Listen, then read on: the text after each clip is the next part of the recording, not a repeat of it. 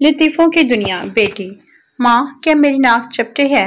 ماں: نہیں بیبی۔ بیٹی: کیا میں ہاتھی کی طرح موٹی لگتی ہوں؟ ماں: تم تو دیکھنے میں بہت سمارٹ ہو، میری باربی ڈول جیسی۔ بیٹی: کیا میرا رنگ کالا ہے؟ ماں: نہیں، تو بہت پیارا ہے۔ بیٹی: تو پھر یہ کم وقت لوگ کیوں کہتے ہیں کہ تم اپنی ماں جیسی لگتی ہو؟ ماں: لاواں جتی بغیرت جئی، موٹی بھینی کالی ہبشن پھپھی تے گئی ہیں ساری۔ لطیفوں کی دنیا۔ ایک آدمی اپنے گھر کے باورچی خانے میں داخل ہو کر بیوی سے پوچھنے لگا، ہمارے 4 بچوں میں سے تمہیں سب سے زیادہ کون محبوب ہے؟ اس نے جواب دیا، سارے۔ شوہر نے کہا، تمہارا دل اتنا کشادہ کیسے ہو سکتا ہے؟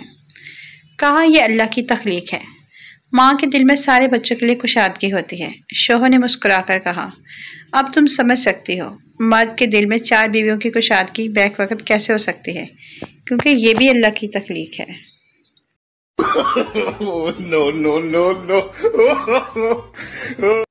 لطیفوں کی دنیا۔ ایک پنجابی پہلی دفعہ جہاز میں بیٹھ گیا۔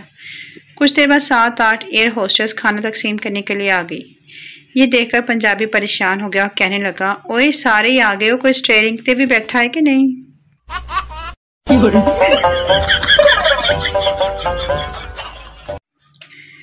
لطیفوں کی دنیا۔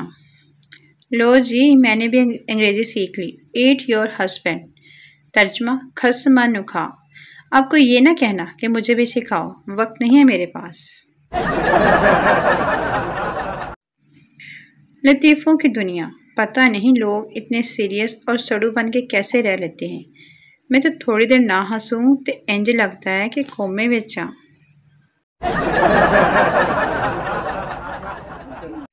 لطیفوں کی دنیا۔ ایک شیخ نے بیمار ملازم کو حکم دیا کہ جاؤ بازار سے درود خرید لو۔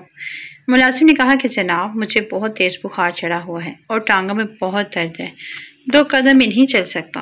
مالک نے اس سے کہا، کوئی بات نہیں، تمہیں تو آرام کرو، میں خود بازار سے دودھ خرید لاتا ہوں۔ لیکن جاتے جاتے کہا، میں بازار جا رہا ہوں لیکن جوتے تمہارے پہن کے جا رہا ہوں، میرے گھس جائیں گے۔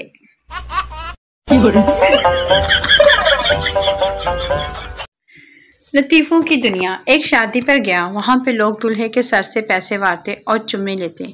دلہن بیچاری خاموش بیٹھی تھی، اس کے سر پہ کوئی پیسے نہیں وار رہا تھا۔ مجھے بڑا ترس آیا، میں نے دلہن کے سر سے پیسے وارے اور چمے لی، پھر مینوں کدھروں پئیاں کوئی پتہ نہیں۔